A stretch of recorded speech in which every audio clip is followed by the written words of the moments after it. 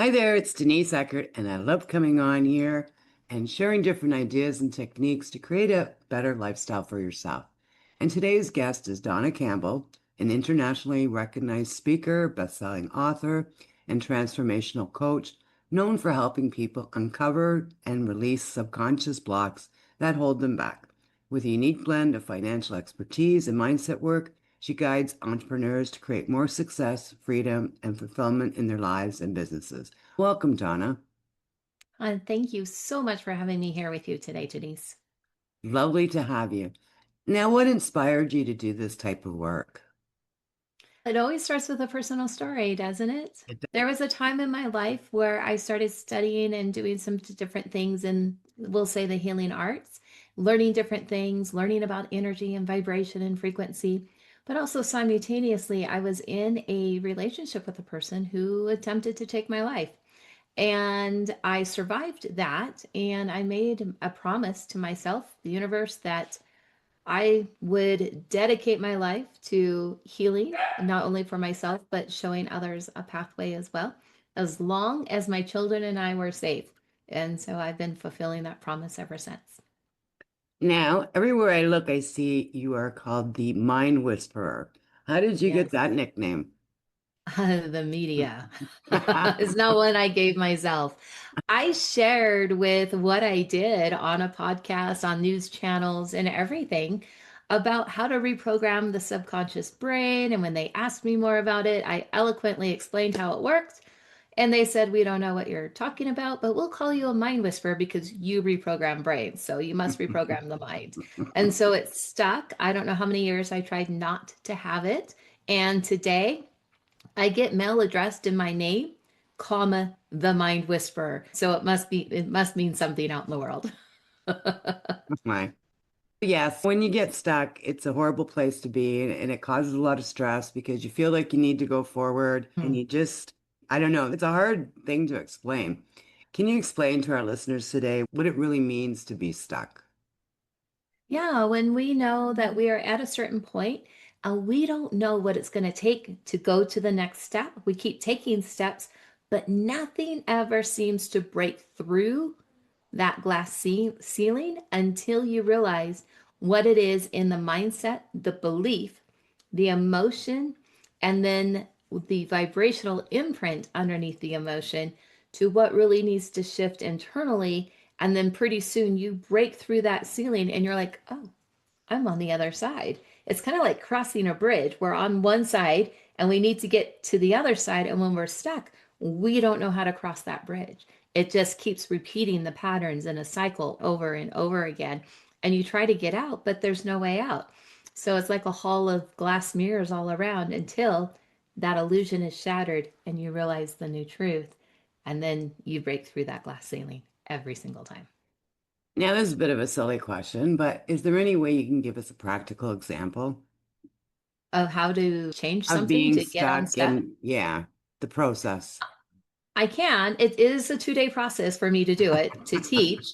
I will say with that. But in a nutshell, to give you an idea of the process, say, Denise, there was something that you wanted to shift or change, something that you wanted better in your life.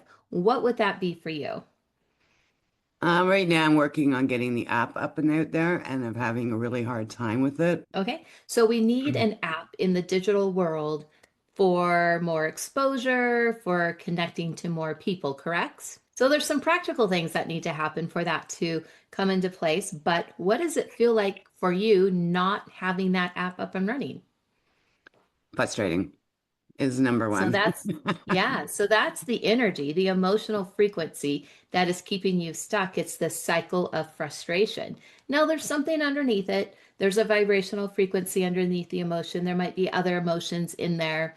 It's located somewhere in the body. So we uncover what that is and where it is. And the first time you remember having frustration in your life, and for some of us, it might have been when we were 3 or when we were 5 or 7. It goes back that early. And then once we uncover what that situation is, we can shift and change that frequency because in any moment, every frequency exists. And then pretty soon there's no more frustration. You broke through that glass ceiling and the frustration turned to maybe peace. because now we're in a state of peace, the app just flows. So that's the work to do for each person. We're probably about an hour and a half into shifting something like that. That took you a lifetime pattern of happening for us to resolve, which is in effect not a lot of time. But to teach it or to share exactly how it works, it's a 2 day course. I'll be honest. Now, why do we hold on to these beliefs? Because we don't know that we can let them go or that we're something different. It's comfortable. See, our subconscious is designed to keep us safe. So we learned early on the things and the energies that kept us safe from moving on. For example, even though there's higher frequencies like peace, love, kindness, joy, there's lower frequencies anger, sadness, depression, revenge, rage. Each of those are all designed to keep us safe, even the lower frequencies. So, for example, you say we grew up in an abusive household and we had a lot of resentment and towards our parents, for example, or maybe whoever the abuser was in the family. That resentment is keeping us safe because we don't want to be around that abuser anymore. So we hold on to that resentment until we realize that we don't need the resentment to keep ourselves safe.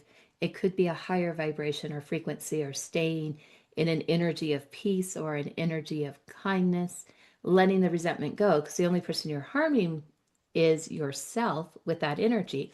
But without it, sometimes we think we have to hold on to it because that's what's keeping us safe because we don't want to be around that person who did all of those things to us or with us. And so all of our patterns are designed for that until we realize that there's a higher way, perhaps mercy, perhaps forgiveness, those types of things. Now, you talk a lot about blocking abundance. Now, how do most people block abundance? Oh, through lack and through scarcity mindset. But here's the thing with blocking abundance. Sometimes we don't even realize that we're doing this. I used to own a financial planning practice. I was an investment advisor. I was a managing principal of a firm. And we would talk in words like net worth, portfolio value, assets appreciate. And then fast forward in my healing career, I learned very quickly that when we got to the core of the issue for someone on a deep soul level, I want to feel worthy.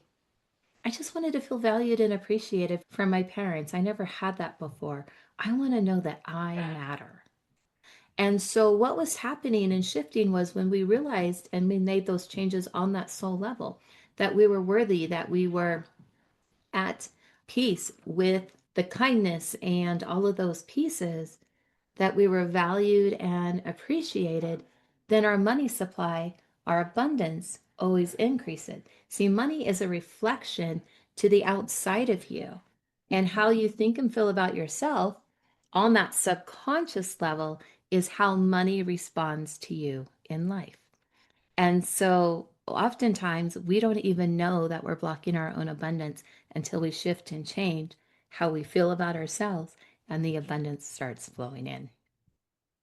Now, how do we store stress? And like you talk about in the subconscious mind, how do we store stress in our subconscious mind? What does that Oh, come out yeah, as? it feels everywhere in your body. Getting a little technical here, with stress in the brain, we have our synapses, which are the ends of our neurons in the brain. And in between the synapses, there's a little space in between.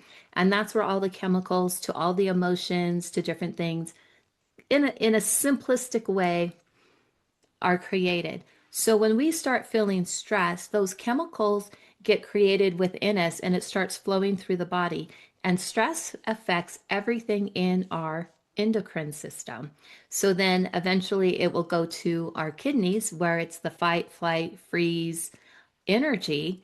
And so it can keep us stuck. And so we start getting addicted to that stress, that state of panic, the state of overwhelm.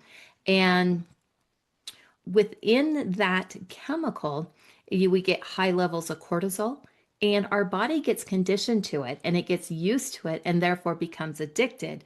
So then what happens is we start creating or facilitating environments to keep feeding ourselves that until we're able to take a moment, stop, stand back, take that breath, going, I don't need this stress in my life anymore. What is this really doing for me?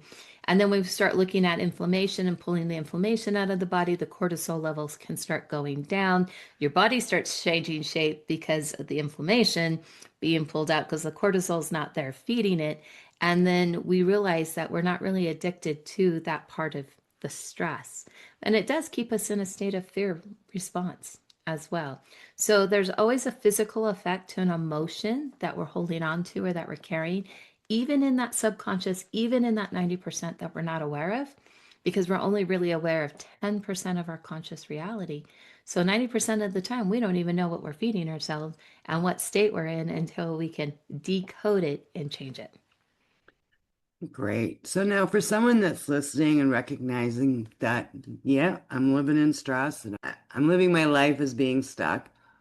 You mentioned taking a step back and taking a look at things. Are there any other small steps that someone can do to Yes. fizzle out and start breathing again?